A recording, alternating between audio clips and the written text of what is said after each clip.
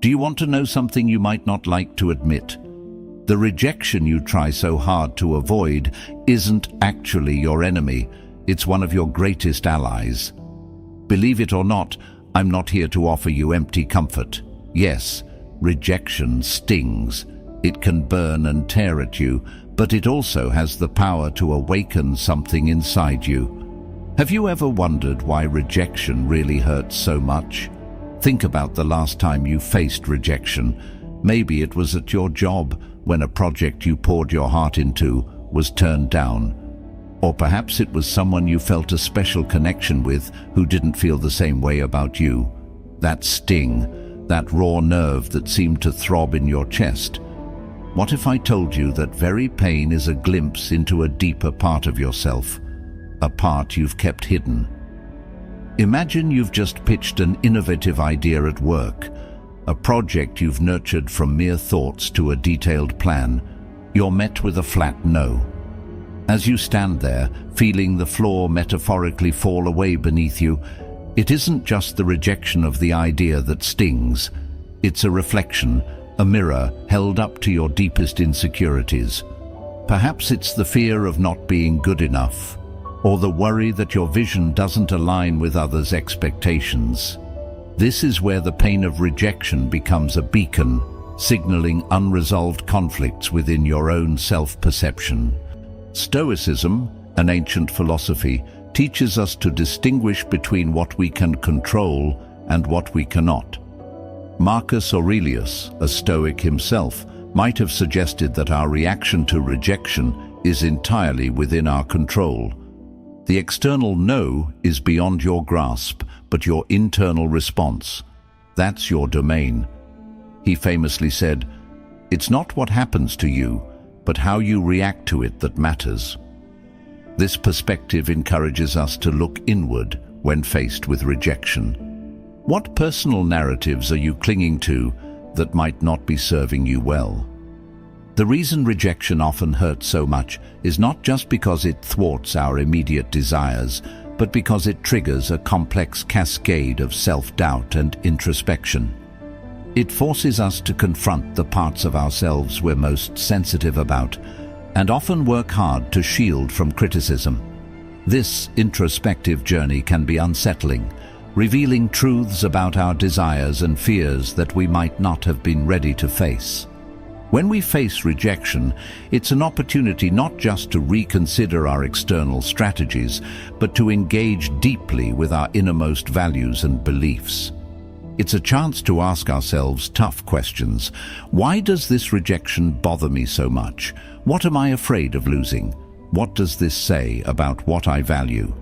Through this lens, each rejection becomes a stepping stone on the path to greater self-awareness and authenticity.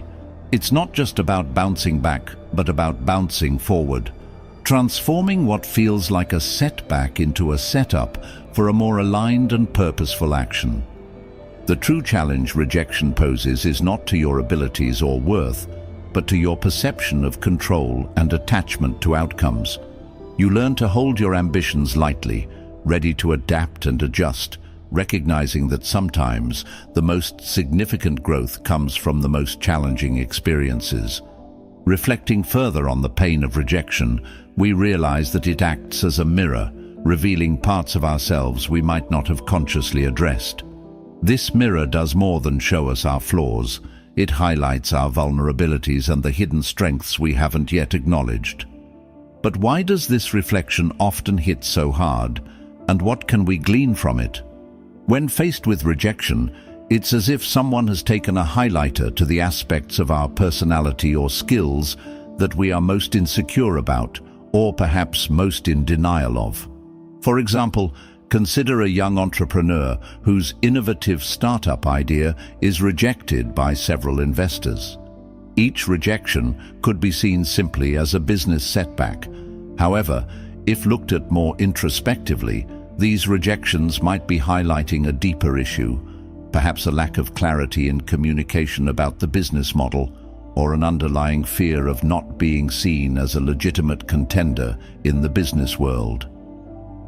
This moment of realization is what Stoicism prepares us for, facing the truths about ourselves that we shy away from. As the Stoic philosopher Seneca once advised, we suffer more often in imagination than in reality.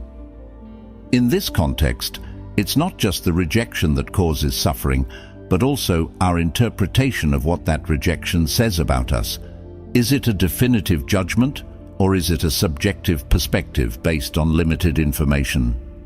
The Stoic approach encourages us to dissect our emotional responses, asking us to consider what is within our control and what isn't. Our self-perception can be managed. The opinions of others, however, cannot. This realization can be liberating. If the entrepreneur understands that the rejection could be a reflection of the investor's risk appetite rather than a direct criticism of their idea, they can reframe their approach to future pitches, focusing on how to communicate the value and potential of their idea more effectively. This reflection prompts us to engage with parts of our identity that we have perhaps neglected. Each no becomes a question. What part of me feels threatened by this rejection? What does this reaction tell me about my values and my sense of self? This form of questioning leads to a deeper understanding of our inner landscape, our fears, hopes, and dreams. It encourages a kind of introspection that is not about self-criticism, but about self-discovery. Imagine another scenario. A writer receives a rejection for their novel. Instead of spiraling into self-doubt, they use it as a mirror to reflect on their narrative style. Perhaps this reflection reveals a tendency to shy away from fully developing their character's emotional arcs, a style shaped by their own discomfort with vulnerability. This insight could transform their approach to writing, encouraging them to explore more deeply the emotional depths of their characters, thereby enriching their storytelling. As we delve into the reflections revealed by the mirror of rejection, it becomes evident that these moments are far more than stumbling blocks. They are pivotal stepping stones. This exploration not only helps in recognizing and integrating fragmented parts of our identity, but also champions our growth and transformation, leading us towards a more holistic sense of self. The opportunities for growth that rejection provides are profound and essential for our personal development. Let's consider the story of a young graphic designer who submits a series of innovative designs for a major ad campaign, only to be turned down. Initially, the rejection might sting, appearing as a setback in her career. However, on a deeper level, this rejection presents a unique opportunity. It compels her to reevaluate her work from a new perspective, to refine her artistic expression, and perhaps to explore new creative partnerships or platforms that align more closely with her avant-garde style. This scenario isn't just about a lost job opportunity, it's about the designer discovering her niche and potentially excelling in a space that truly values her unique vision. In Stoic philosophy, there is a powerful emphasis on perception and interpretation. Epictetus taught that it's not events themselves that disturb people, but the views they take of them. When faced with rejection, if one views it as a catastrophic loss, the emotional impact is significantly negative. However, if one sees it as an opportunity to learn and adapt, the experience becomes a constructive force. This reframing is crucial. It transforms the narrative from one of victimhood to one of agency and choice. Rejection often pushes us towards self-sufficiency and resilience. Consider an aspiring author who faces rejection after rejection from traditional publishers. Each no could chip away at his confidence, or it could build his resolve and lead him to self-publish. Perhaps in doing so, he connects directly with his audience, gaining feedback that enriches his writing and builds a loyal readership that a publisher could never have guaranteed. Through these experiences, rejection teaches us that our journey is uniquely ours, not to be dictated by the gatekeepers who, for all their influence, cannot see the world through our eyes. Marcus Aurelius suggested that the obstacle in the path becomes the path. Therefore, every rejection is redirecting you, not restricting you. It nudges you to question, to pivot, to evolve.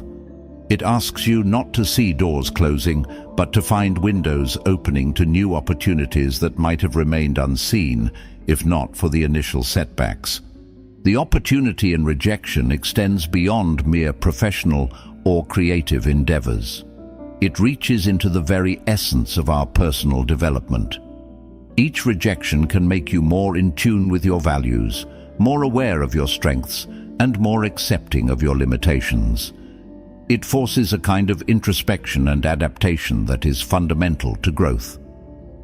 Shifting our perspective to see rejection as an opportunity naturally leads us to the next significant phase, building strength from rejection.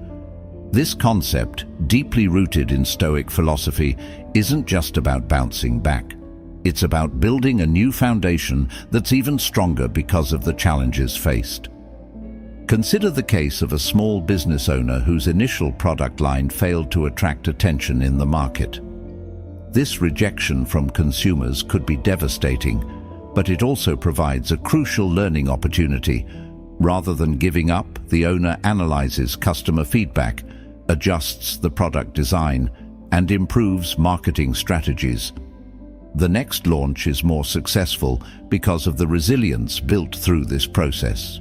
Here, rejection acts not merely as a setback, but as a powerful informant that guides significant improvements. The Stoics believed that true wisdom and fortitude come from facing and overcoming difficulties. Seneca emphasized that hardships teach us resilience. Fire tests gold, suffering tests brave men. In modern terms, when you face rejection and choose to learn from it, you're essentially putting your resilience through a stress test, identifying weaknesses not to criticize yourself, but to fortify these areas. Building strength from rejection involves changing our internal narratives about failure and success. It's about recognizing that these are not polar opposites, but points on a continuum of personal growth. Every rejection provides a moment to pause, reflect, and ask, "What is this experience teaching me?" This reflective practice turns painful experiences into lessons that contribute to a stronger, more resilient character. This process of turning rejection into strength also involves embracing a broader perspective on our capabilities and limitations. It requires honesty about where we currently stand and where we need to improve. Stoic practices like daily self-reflection, journaling about our reactions to rejection, and discussing our challenges with mentors or peers can be invaluable. These practices help to solidify the lessons learned from each rejection, integrating them into our approach to future challenges. As we build strength from our rejections, we also cultivate a kind of emotional intelligence that is invaluable both personally and professionally. This emotional intelligence enables us to handle future rejections with grace and to support others going through similar experiences. The resilience we develop isn't just for our benefit. It can inspire and uplift those around us, creating a ripple effect of strength and positivity. The process of embracing our shadow, rooted deeply in both Jungian psychology and Stoic philosophy, calls for us to confront and integrate the aspects of ourselves that we typically shun or hide away. Imagine a seasoned executive who, despite achieving considerable success, struggles with delegating tasks and trusting her team's capabilities. Her inability to delegate could stem from a deeper, unacknowledged fear of becoming dispensable or irrelevant. This fear is part of her shadow, a side of herself that she has not fully accepted or understood. The feedback from her colleagues, though initially perceived as rejection, actually mirrors this hidden fear, offering her a unique chance to confront and integrate this aspect of her psyche. Embracing the shadow is not merely about uncovering and accepting our darker traits, but about recognizing that these rejected qualities can be sources of energy and personal power when acknowledged and properly channeled. Carl Jung believed that failing to integrate our shadow could lead to personal stagnation and psychological imbalance, whereas acknowledging and negotiating with our darker half could enhance our overall psychological integration. To do this, one might employ techniques such as reflective journaling or deep meditation to dialogue with their shadow. For instance, the executive might begin to reflect on instances where her need for control overrides her trust in her team. Through journaling, she might uncover that this need stems from her early career experiences, where she felt undervalued and overlooked. Understanding this can transform her approach to leadership, turning her fear into a teaching moment for both herself and her team. Stoicism offers a complementary approach by teaching us to distinguish between what we can change and what we must accept. Marcus Aurelius wrote, "Accept the things to which fate binds you, and love the people with whom fate brings you together, but do so with all your heart." This perspective encourages the executive to accept her vulnerabilities as part of her human experience, but also to work passionately towards overcoming these limitations by fostering trust and openness. The process of embracing our shadow can also lead to more authentic relationships. When we accept all parts of ourselves, we become more accepting of others, reducing the likelihood of projecting our negative traits onto them. Consider a scenario where a team leader recognizes his own tendencies towards perfectionism and criticism. By acknowledging these traits, he can better understand his reactions to team members who do not meet his high standards, and can adjust his behavior to be more supportive and encouraging. In embracing our shadow, we are not just dealing with rejection or setbacks. We are addressing the foundational aspects of our character that shape our responses to these events. This deep internal work is not only about improving how we react in the moment, but also about fundamentally transforming our approach to life's challenges. It allows us to move forward with a greater sense of wholeness and self-awareness, making us more resilient and adaptive in the face of future adversities. Having delved into embracing our shadow, the next transformative step in our journey through rejection is understanding the process of individuation. This concept, introduced by Carl Jung, describes the process of becoming aware of oneself, integrating the unconscious with the conscious, and achieving a whole, unique identity. It's about moving from fragmented pieces of self-awareness to a cohesive sense of self. This process is critical not just for personal development, but also for how we manage and perceive rejection. Imagine a creative artist who struggles with accepting their unique style because it doesn't align with mainstream trends. Their journey of individuation might involve recognizing the value in their distinctive approach and integrating this acceptance into their self-identity. This internal development allows them to handle rejection from mainstream galleries not as a denial of their artistic worth, but as a misalignment of styles, which redirects them towards platforms where their artistry is celebrated. Individuation requires an honest encounter with one's inner world, accompanied by the willingness to reconcile and synthesize conflicting parts. It involves facing the aspects of oneself that are often kept in shadow: our fears, suppressed desires, and unrecognized potentials. For instance, a business leader might discover through self-reflection, prompted by professional setbacks, that her leadership style, while effective in achieving results, may lack empathy and thus alienate her team. The realization and integration of this aspect of her personality could transform her approach, leading to a more inclusive and effective leadership style. Marcus Aurelius emphasized the importance of self-examination and alignment with one's core principles. He advocated for a life lived in accordance with nature, understanding one's roles and duties and fulfilling them with justice and commitment. This Stoic practice complements the Jungian journey of individuation, where understanding and integrating one's psychological makeup is crucial for personal growth and fulfillment. The process of individuation isn't just a solitary journey.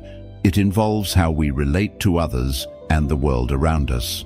For example, a teacher might find through dealing with challenging students and the educational system's constraints that her true passion isn't just in teaching, but in educational reform. This realization could lead her to integrate her skills and passions in a way that influences both her professional trajectory and her personal identity development. As we continue to expand our understanding through individuation, we can transform each experience of rejection into a building block for this larger structure of self. It's about piecing together the complex puzzle of who we are, using every no as a clue to our true nature and purpose. This doesn't just minimize the sting of rejection, it uses it as a catalyst for profound self-realization and actualization. As we near the conclusion of our exploration into transforming rejection into a force for personal empowerment, it's essential to reflect on the journey we've undertaken. From understanding the sting of rejection, embracing our shadow selves, to undergoing the process of individuation, each step has built upon the last, guiding us toward a more profound understanding of ourselves and our place in the world. Remember that the ultimate goal of facing rejection isn't just to survive it, but to thrive from the experience. The resilience and wisdom gained through these trials equip us to face future challenges with greater confidence and adaptability. It's about transforming our narrative from one of victimhood to one of victory over the circumstances that once seemed insurmountable. This journey is not just about personal gain. The strength and understanding we develop have ripple effects. By embodying resilience and openness to growth, we inspire those around us, our teams, families, and communities. Our ability to transform rejection into a positive force becomes a testament to our character and a beacon for others who might be struggling with similar challenges. Let this exploration of rejection and growth remind you that your potential is not defined by the times you've been turned down, but by how you rise each time you fall.